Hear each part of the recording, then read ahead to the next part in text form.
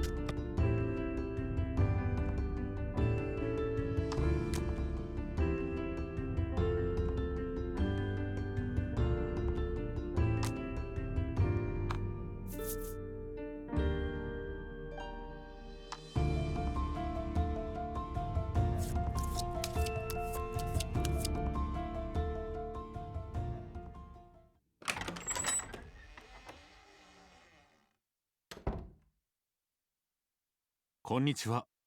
いや、こんばんはですかね。私は本作のゲームマスターです。以後、お見知りおきを。さて、では本題。私の仕事は、おしゃべりとカードで、あなたをこの世界に誘うことです。なので、私の声が聞きやすいよう、音を出してプレイしてもらえると、より楽しめるかなと思います。というか、音出しプレイが絶対おすすめなんですが、今のように字幕も表示されるので、音を出せない方は文字でお楽しみください。そろそろ準備はいいですか？では、始めましょう。ボイスオブカードの世界へようこそ。君は今からある物語の主人公として冒険へ旅立つことになる。剣と魔法の世界で人間にあだなす魔物を倒しながら大いなる目的を果たすべく旅をするのだ。君がこの世界で活躍することを心の底から期待せずにはいられない。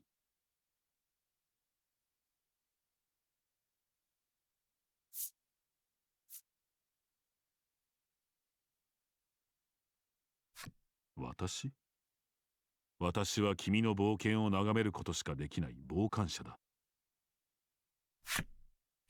では、そろそろ冒険に出発してもらうとしよう。旅の無事を祈っている。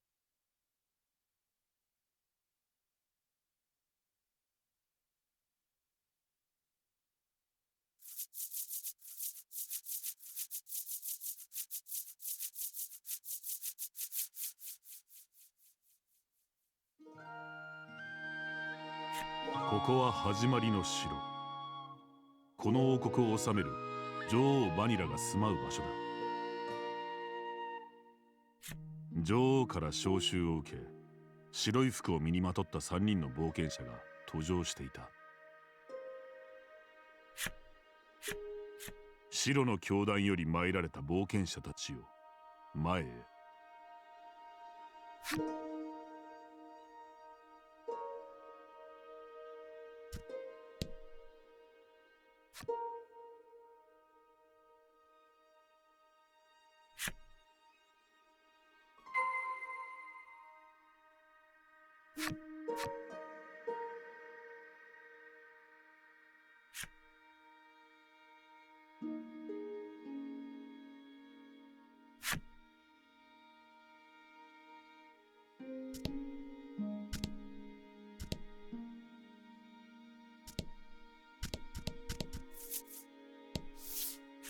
女王は玉座から冒険者たちを見下ろし、そなたらが教団の使いかと尋ねた。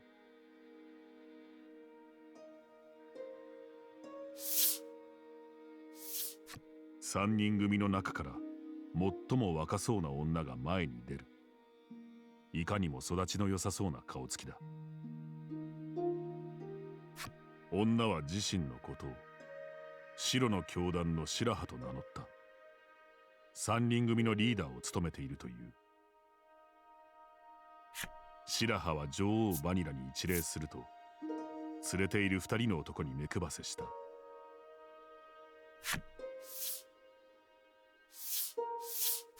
目配せに反応したいかつい風貌の男は軽く頭を下げ、ブランと名乗る。ぶっきらぼうな態度だ。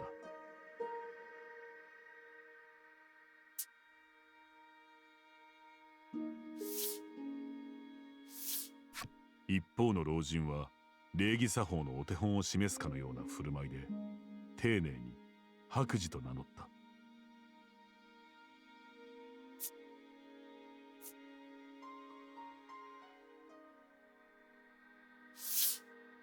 この3人組こそが今回の物語の主人公である。つまりあなたのパーティーと。女王は君たちの挨拶に軽くうなずくと、召集をかけた理由を静かに語り始めた。王家の宝が何者かに盗まれた。そなたらに奪い返してもらいたい。本来であれば兵を出して捜索するのだが、近頃魔物たちの動きが活発でな、人手を避けないのだ。困り果てた女王は民からの信頼も厚く、武芸にも秀でた白の教団を頼るしかないと考えたようだ。女王陛下直々のご指名、光栄の至りと、君たちは受任の意を示した。しかし君たちは犯人の手がかりを何も持っていない。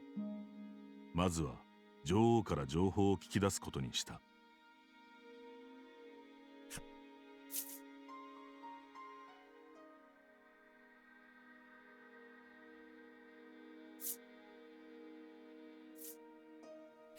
君たちは女王に犯人に心当たりはないか尋ねた。女王は次の町に目撃者がいるようだと教えてくれた。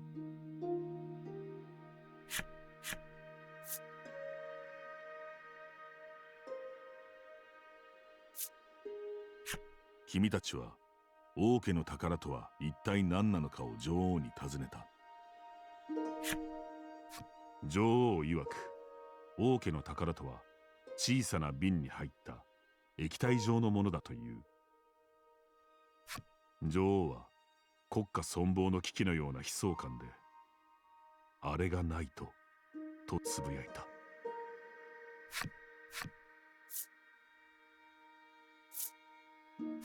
普通の冒険者なら当然のように報酬を要求するのだろうが、やっぱり気になりますよね。見返りを求めることは白の教団の教義に反するため、君たちは押し黙っている。すると女王から先に報酬は望みのままにと言われてしまった。王家の宝とはそれほど重要なものらしい。さあ早く行くがよい。朗報を待っている。君たちは女王に一礼すると城を後にした。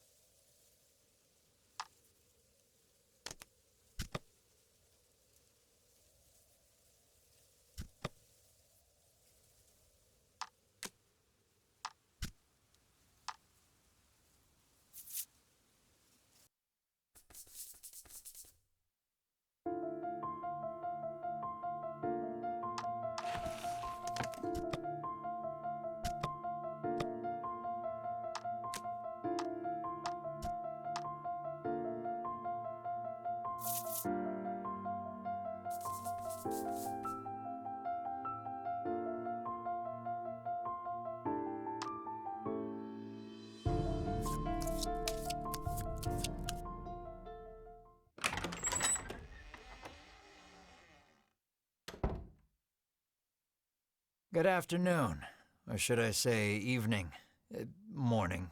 Morning? At any rate, I am the Game Master. Pleased to make your acquaintance. Before we begin, there is something I must tell you. You see, my job is to draw you into this world with my voice and cards, which is why I believe it best for you to play with the sound on. In fact, I insist on it. However, as you can see, my voice is subtitled, so you can always read along as well. Now then, are you ready? Let's begin. Welcome to Voice of Cards.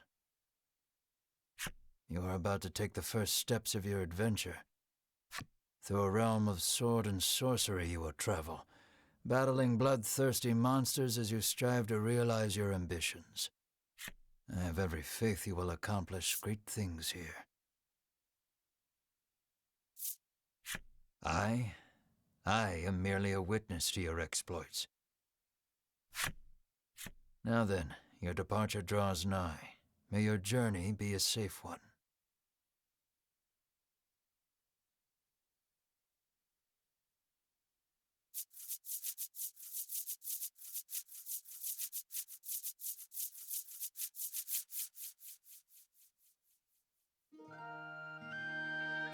This is Castle Advent. Queen Nilla reigns over the kingdom from within its walls. 3 white-clad adventurers have gathered here at the Queen's summons. Present yourselves, O faithful of the Ivory Order.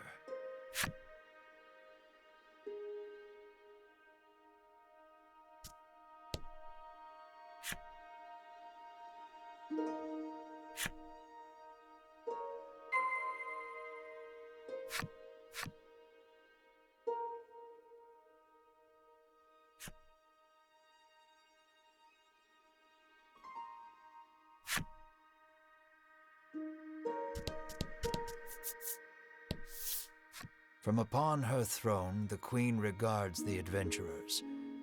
So you are disciples of the Order.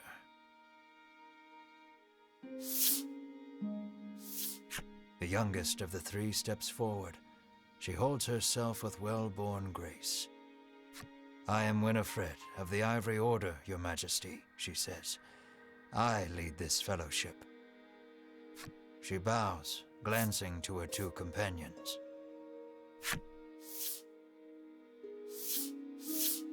In response, the stern-looking one inclines his head and brusquely names himself Berwin.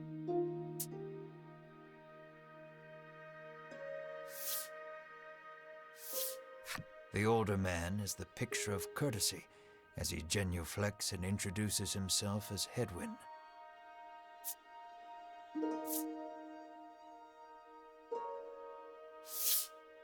It is these three our story follows today. In other words, your party. The Queen acknowledges the fellowship with a nod. In a soft voice, she explains her errand. Someone has stolen the royal treasure. I bid you reclaim it. Under normal circumstances, I would entrust this to my soldiers, but I do not wish to spread thin my forces with the recent monster troubles.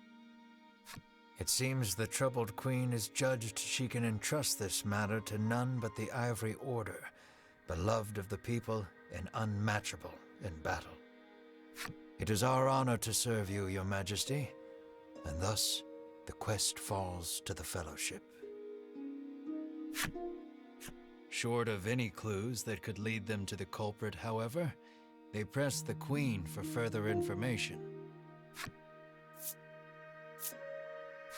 The fellowship asks the queen what the royal treasure is. The queen describes a bottle containing a certain liquid. Without it, she trails off, but the desperation in her voice suggests its loss could spell disaster for the kingdom.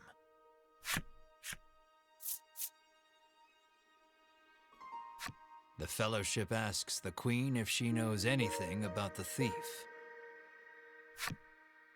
The queen says witnesses might be found at Nexton. Usually, one would expect recompense for this sort of undertaking. As demanding a reward would go against the tenets of the Ivory Order, you hold your tongue.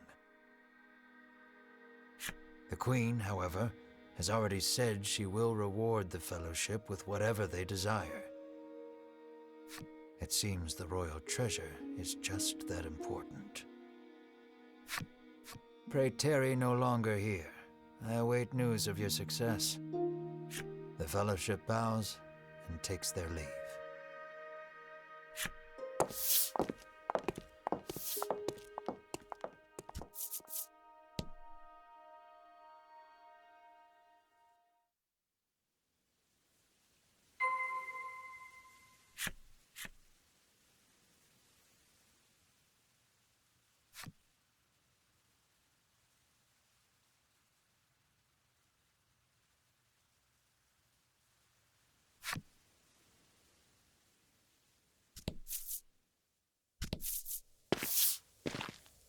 We can waste no time finding the treasure. Winifred strides toward town. Wait, cries Berwin, blocking Winifred's path. A monster. You dare stand in our way? Hedwyn scowls at the foul creature. It lunges at the Fellowship.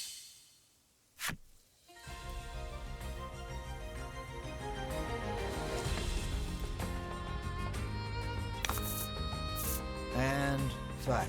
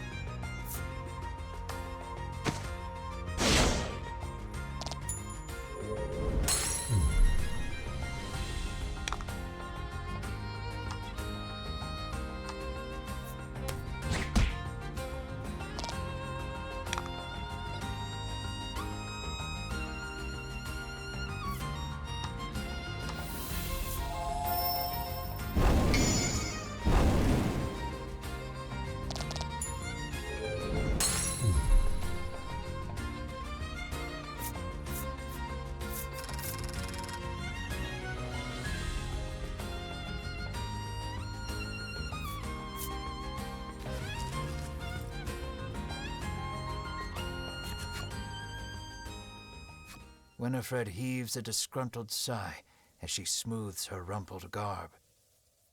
Showing no signs of weariness from battle, Berwyn silently wipes the monster's ichor from his weapon. Hedwyn inspects the remains of their foe. The Queen spoke true, he mutters, his face masked in contemplation. Winifred gives a grim nod at his words. Mayhap the treasure's theft and the monster's behavior are connected somehow.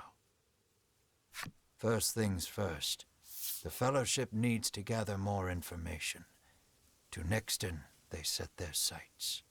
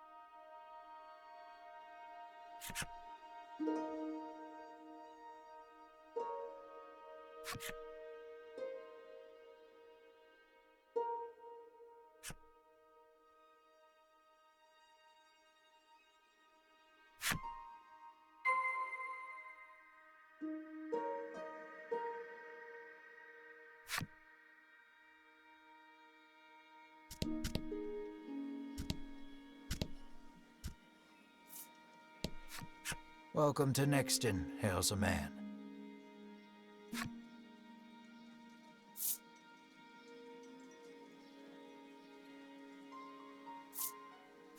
The man doesn't respond to any question except to parrot back his original greeting.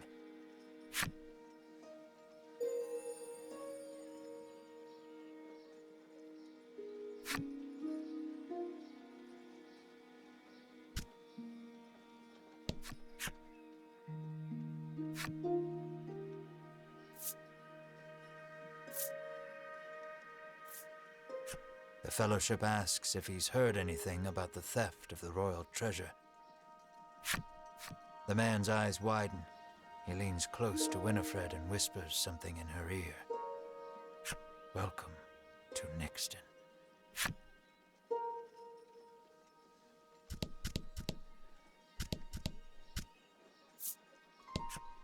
I'm too scared to leave town with all those monsters out there, the woman sighs.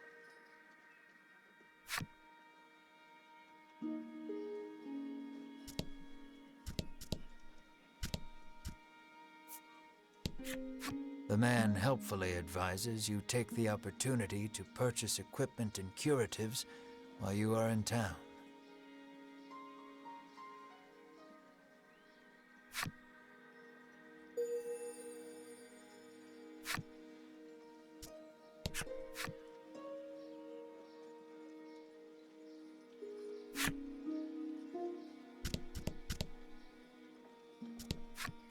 How may I help you? The proprietor inquires.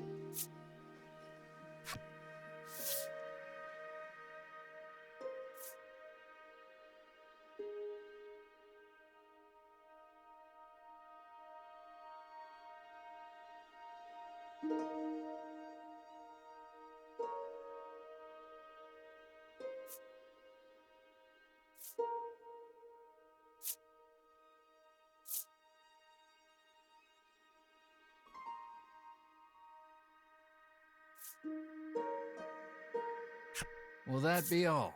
The proprietor asks.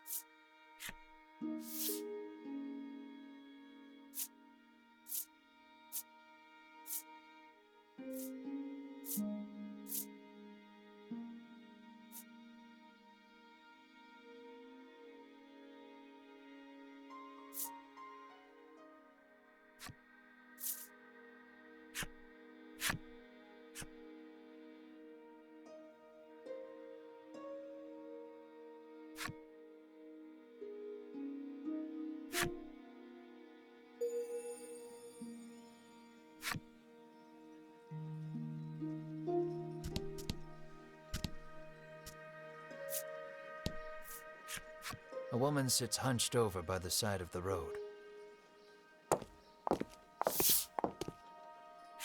Upon catching sight of the Fellowship, she calls out for their aid. She's sprained her ankle and needs you to take her to the nearby apothecary.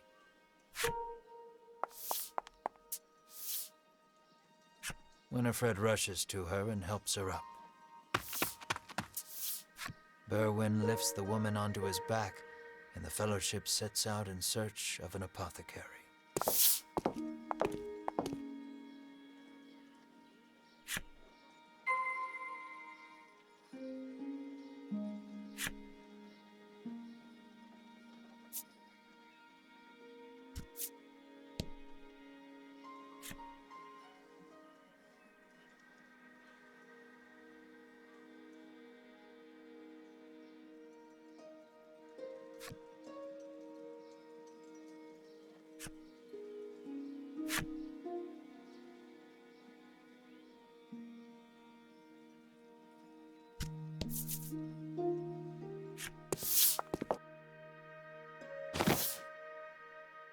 You arrive at the apothecary.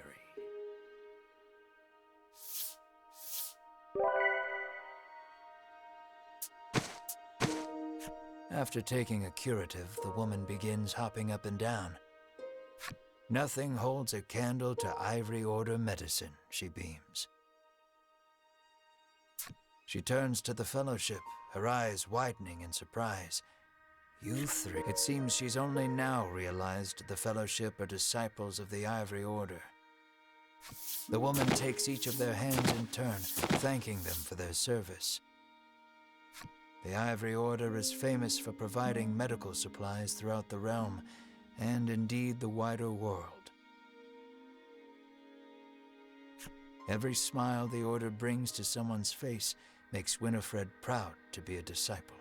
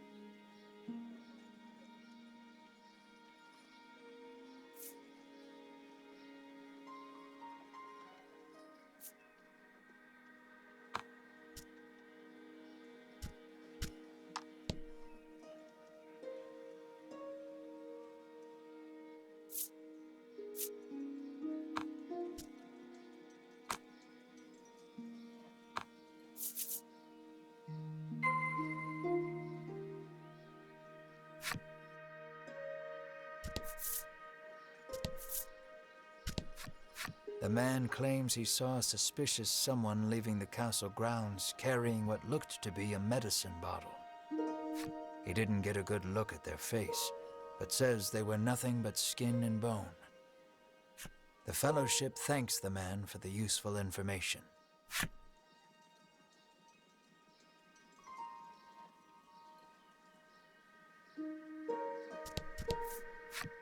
The woman begs the Fellowship for their autographs. She seems to greatly admire the Order. I know there's nothing to worry about with disciples of the Order here, she says, relief flooding her features. Upon asking, the woman says she was attacked by a monster outside of town. A strange creature, she says, nothing but bones, and it clutched a bottle of medicine as if its life depended on it.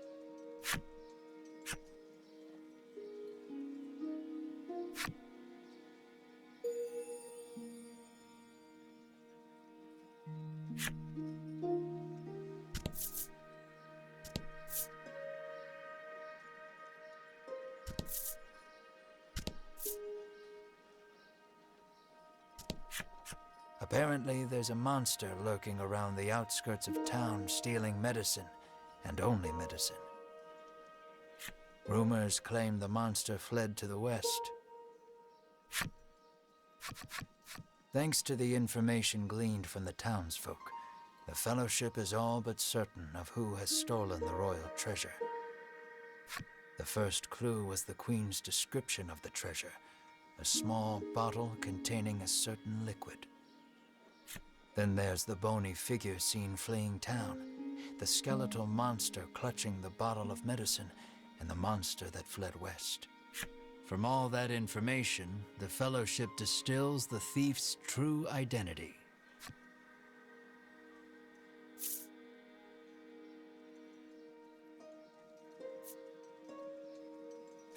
Realization strikes Winifred.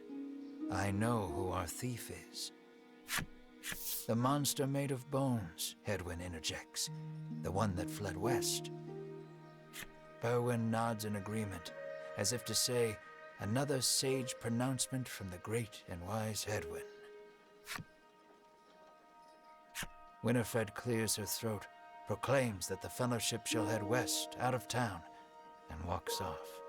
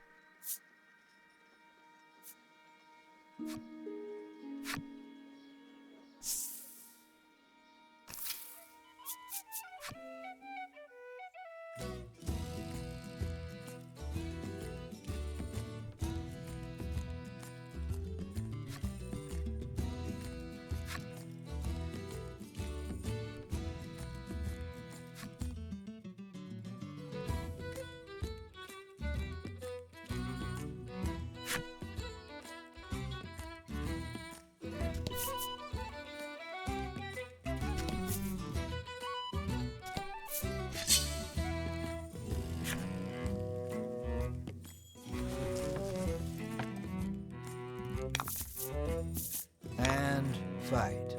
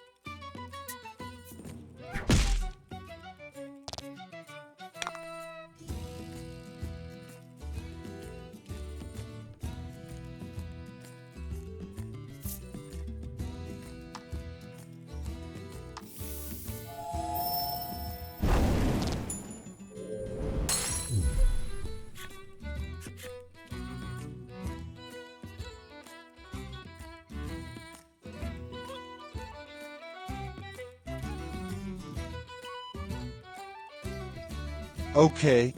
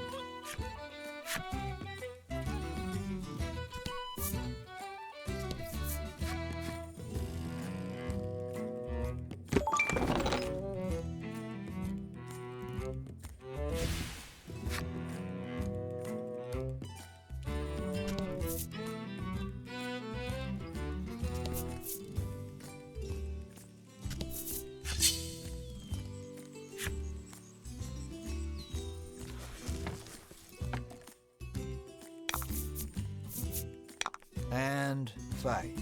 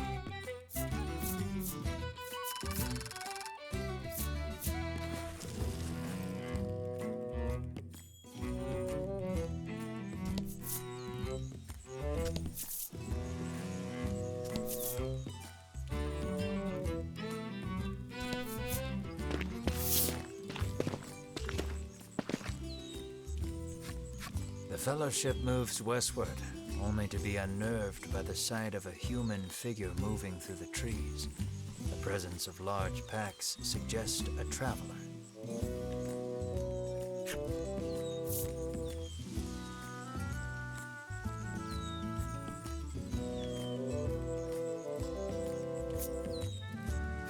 I beg your pardon, but did you catch sight of a monster fleeing west?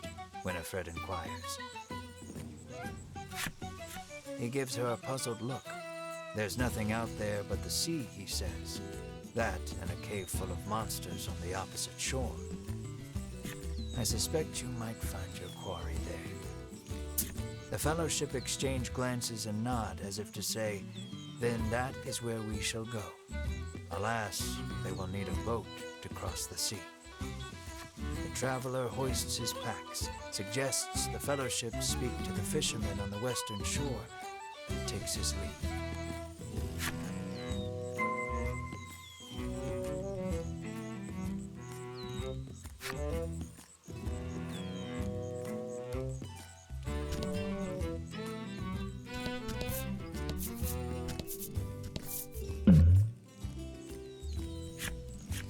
A bizarre rock appeared. It seems primed to explode.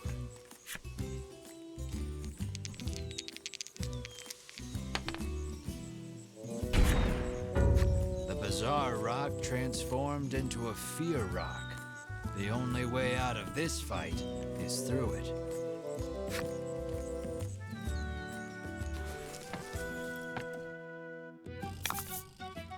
And fight.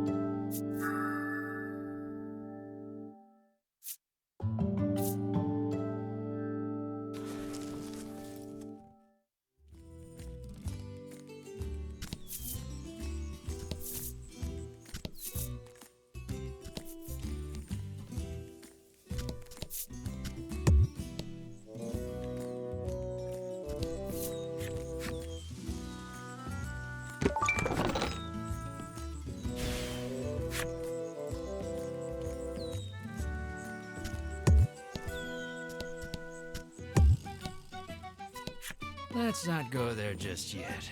I haven't quite finished the story for that section, you see.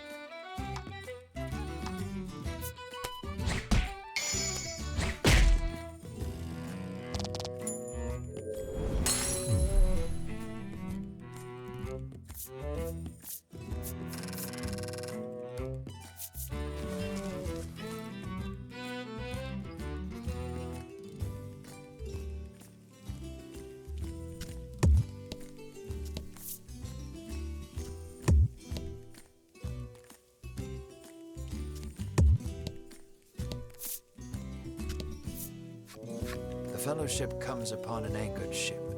Close by, a fisherman of exquisite physique pulls a net out of the water, his muscles rippling. This is no time for lustful reverie. Winifred races to his side and asks that he give the Fellowship safe passage aboard the ship. That vessel is cursed, the fisherman mutters, trembling. Night after night, it leaves port without a soul aboard, headed I know not where. Come morning, it is once again anchored here.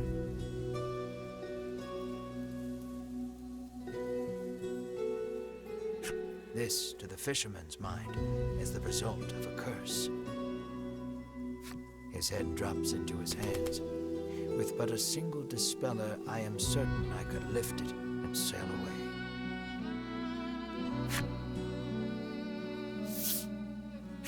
Alas, the Fellowship find themselves without any dispeller. They resolve to return to Nexton and find some.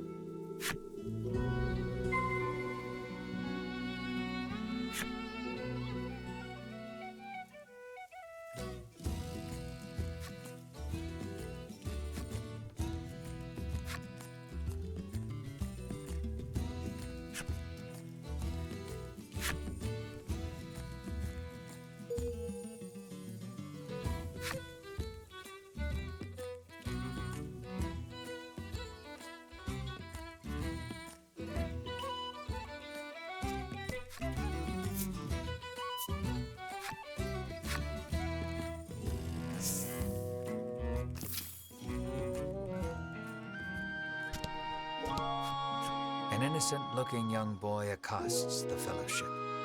Want to play a game with me? He asks expectantly. In this parlor, you can play cards.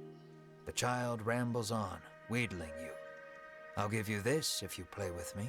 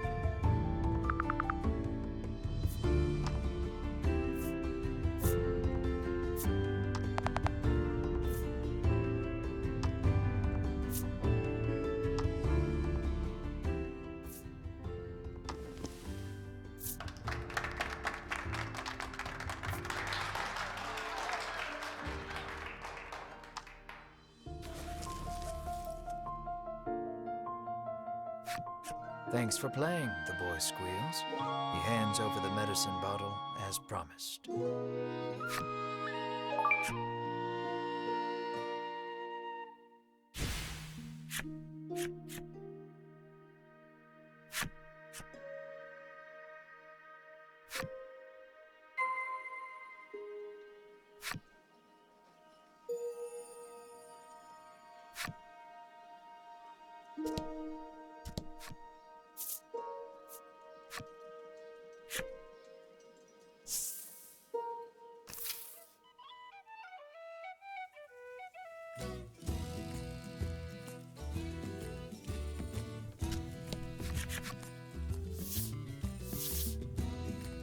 Winifred hands the despairing fisherman a dispeller and asks again for safe passage to the cave beyond the sea. The fisherman snatches up the concoction, so delighted that his pectoral muscles begin twitching. The fellowship, he opens the bottle and proceeds to douse the sheep.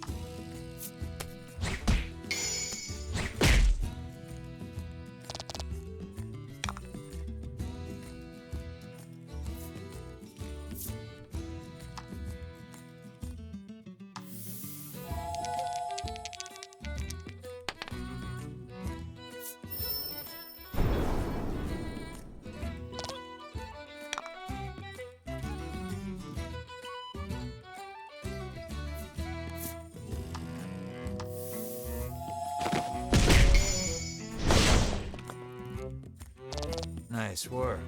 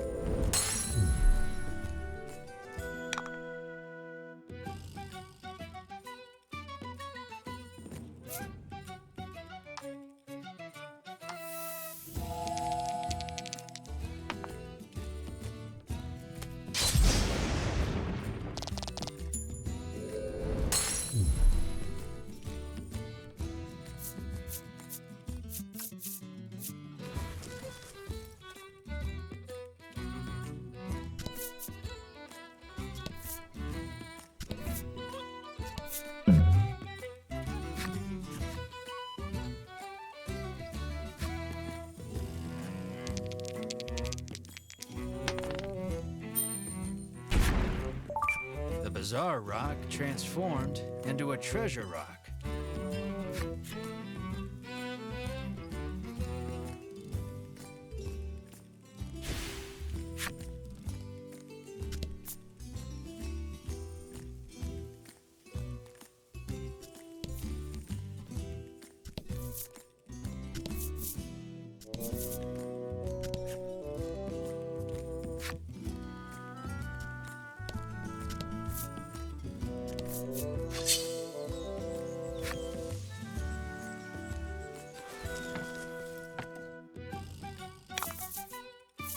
And fight.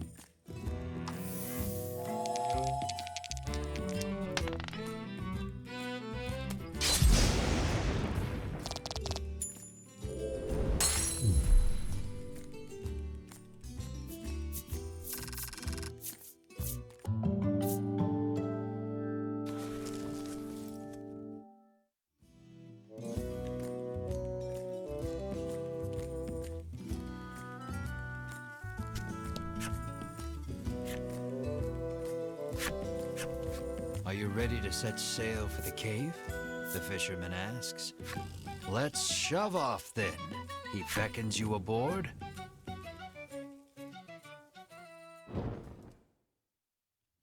The Fellowship arrives at the mouth of a dank cave, its damp, rocky expanse threatening to swallow them. Monsters could come pouring out at any moment. The fisherman has anchored the ship in the cove. Come back here when you're ready to return to the mainland, he says.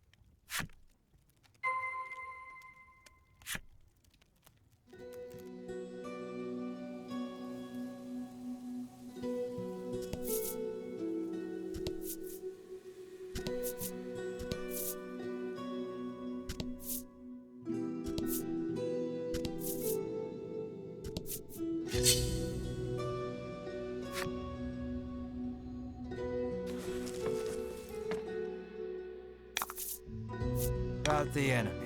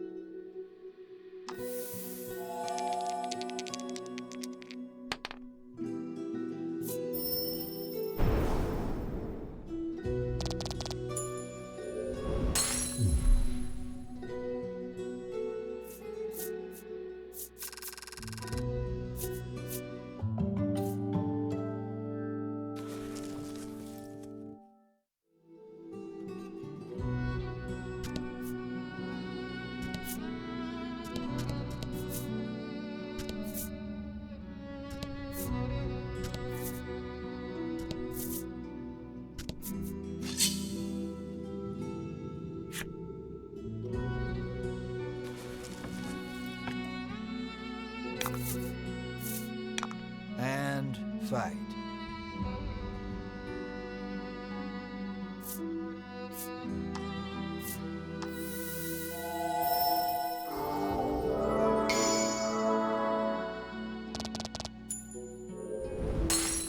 Nice work.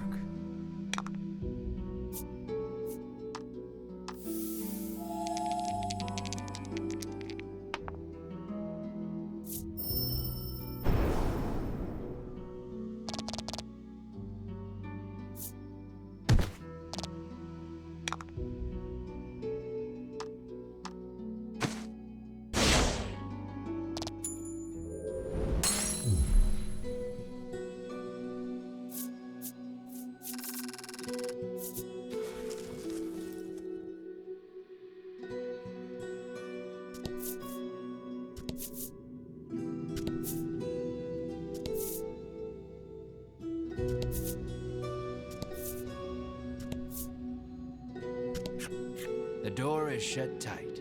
You spy a keyhole on it, suggesting the existence of a corresponding key.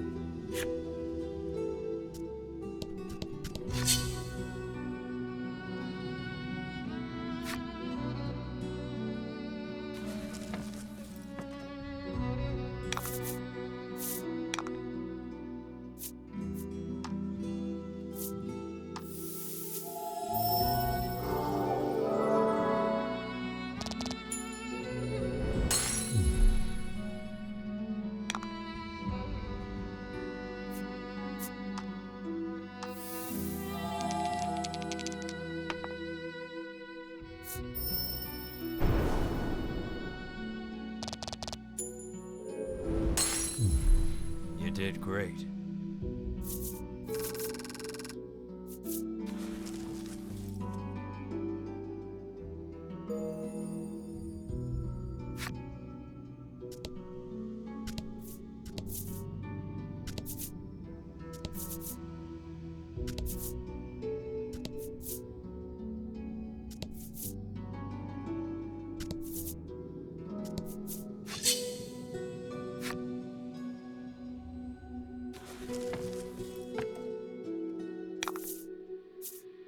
Let's do this.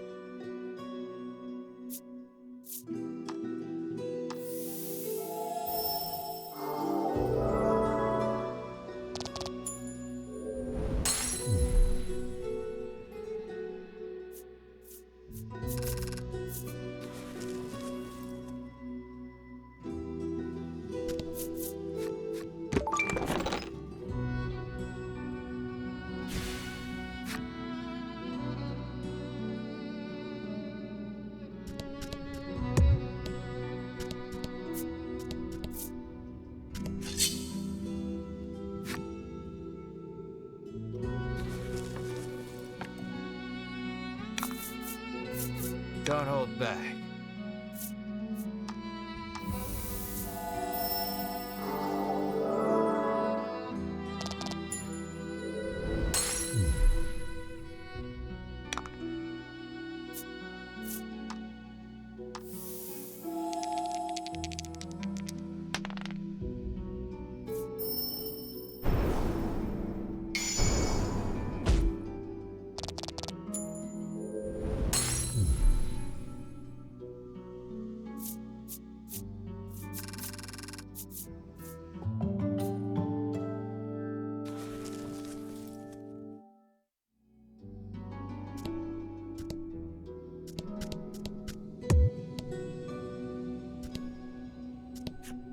The door before you is shut quite tightly.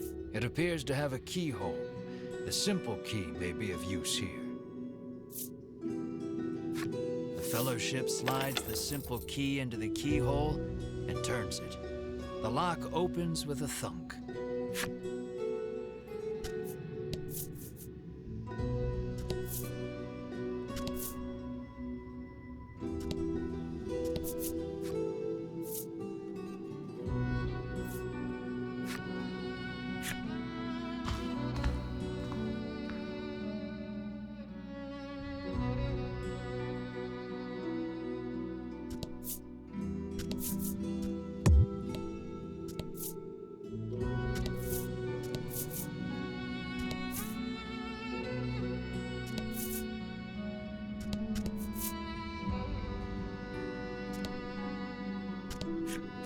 An iron door towers before you. It has rather conspicuous handles.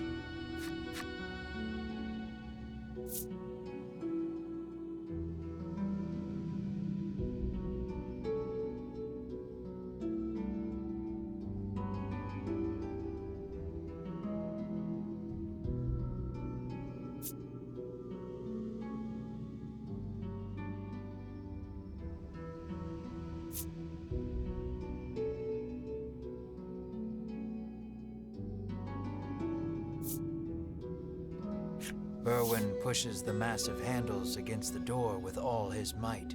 It moves not an inch. Berwin gives the door a roundhouse kick out of pure frustration. As his foot connects, the door trundles to the side. So it was one of those sliding contraptions.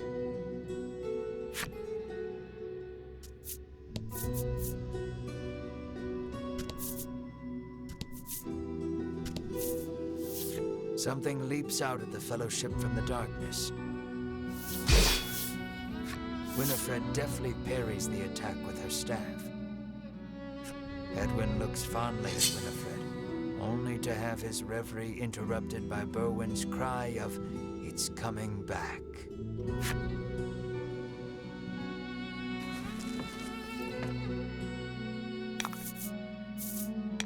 Rout the enemy.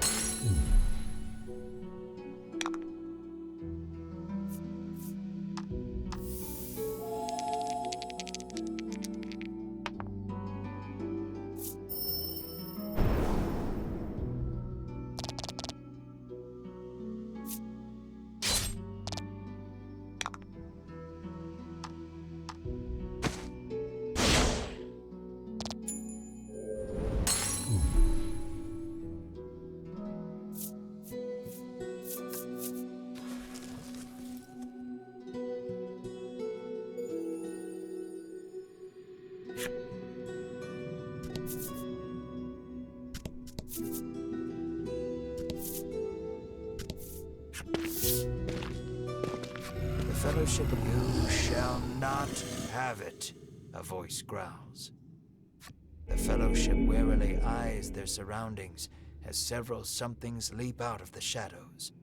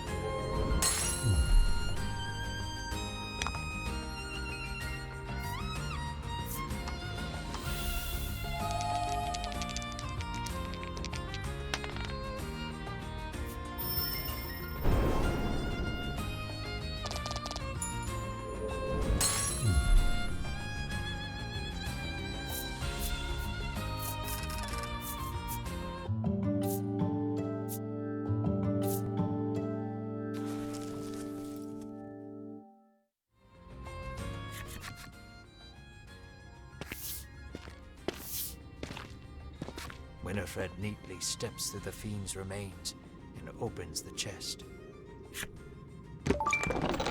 Inside is what appears for all the world to be an ordinary medicine bottle. At last, the royal treasure is in safe hands once more, Hedwyn sighs. Winifred and Berwin nod in agreement.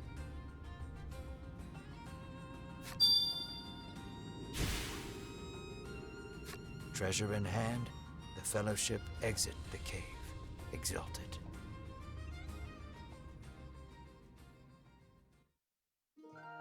In time, the Fellowship find themselves before the Queen once more.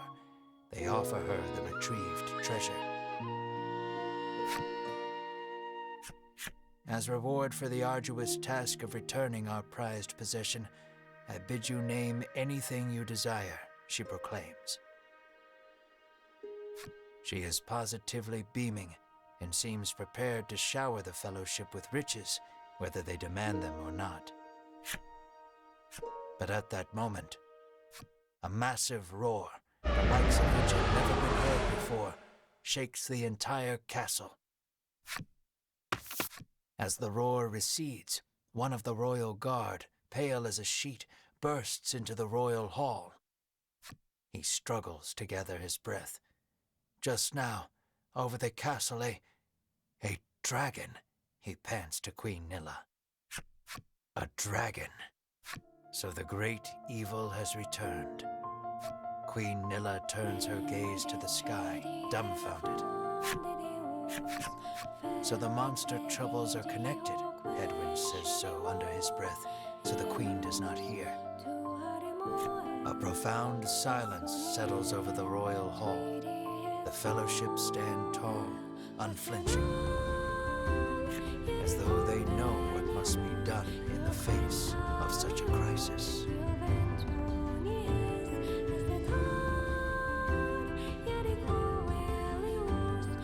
What will become of the land now that the dragon has returned?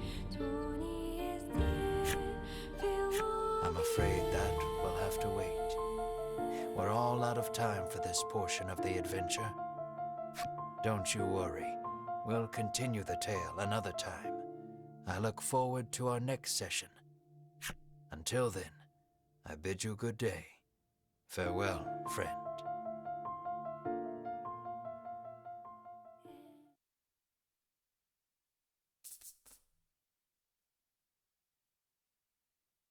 Alright, well it's about that time again guys.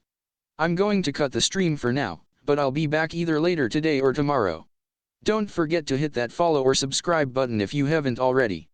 I also have a Discord, Twitch, Twitter and YouTube. By the time you hear this, the links to them will be already posted in the chat. With that, I hope you all will take care and stay safe, and I'll see you guys next time.